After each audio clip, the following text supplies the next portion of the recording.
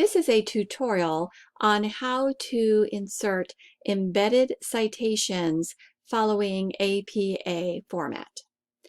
When you are writing an essay and you are using information that is not your own, in other words, an outside source, you must list that source clearly on your references page, and you must include an embedded citation within the essay whenever you use information from those sources.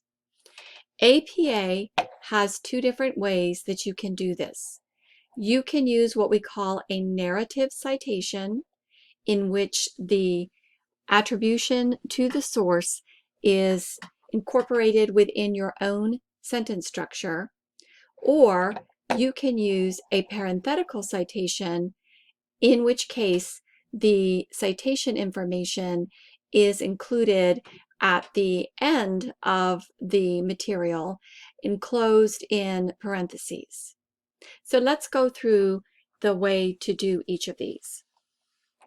If you are paraphrasing information, in other words, the idea or concept or fact is coming from the outside source, but you are explaining it using your own words, then you need two pieces of information.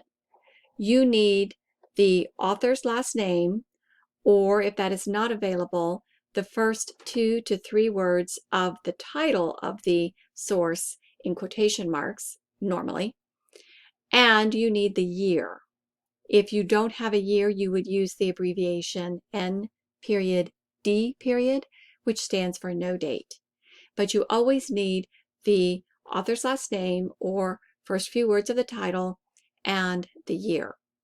If you're incorporating that information in your own sentence structure, you might say something like, according to Hamblin, 2014, a material possession loses its appeal over time, but experiences actually improve over time, at least in our memories.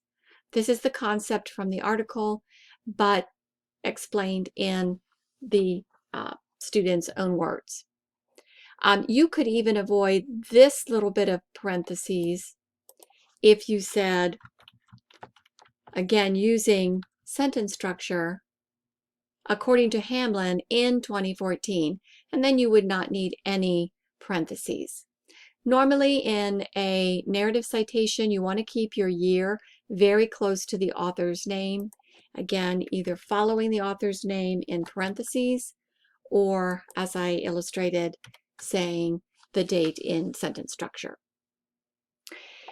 Now, for a narrative citation, when you are directly quoting material from the source, in other words, you are copying word for word, and to indicate that, you are clearly using quotation marks to show what words have been taken directly from the source, then you need another piece of information. You need the author's last name, or first 2 to 3 words of the title. You need the year, and you need the exact location of the quoted material, which in many cases, especially something that you found on the web, would be the paragraph number with paragraph abbreviated PARA period. Or if you clearly know the page number of the published article, you can use page number, and you would abbreviate page with little p period. So here's the example. Again, if we mention the author's name in our sentence structure, we would put the year next to that. Again, you could avoid that by saying Hamlin in 2014 or in 2014 Hamlin believes. That's a little awkward, but and then you do need the paragraph number. That should come in parentheses after the quote and very close to it. So those are two good models to follow. For parenthetical citations, you can just list the information and provide all the attribution at the end in parentheses. So here we make the statement, a material possession loses its appeal over time, but experiences actually improve over time, at least in our memories, followed by the, in parentheses, author last name, comma, and the year. Notice the period goes after the citation, not after the sentence or the phrase. For a direct quote, you again need that extra piece of information. And so you can see even bad experiences are good because, quote, our memories and stories of them get sweet with time, end quote, parentheses, author, comma, year, comma, para, and the number, parentheses, and that final period. Now, a couple of things you want to note. You always must provide author attribution whenever you use information from someone other than yourself, whether it's narrative or parenthetical.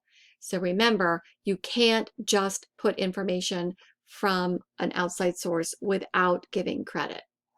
Secondly, when you do have a direct quote, you always need to introduce it. So you would never, as you can see down here, just have a quoted statement, even if you give the attribution at the end. You always must introduce a quote. You might use the narrative form and say, according to Hamlin, and then the quote, or you can introduce it with some non-quoted words, but you never want to have just a fully quoted sentence in your writing. You want to introduce it in some way. Well, those are a few of the simple tips for providing embedded citations when you're using outside sources.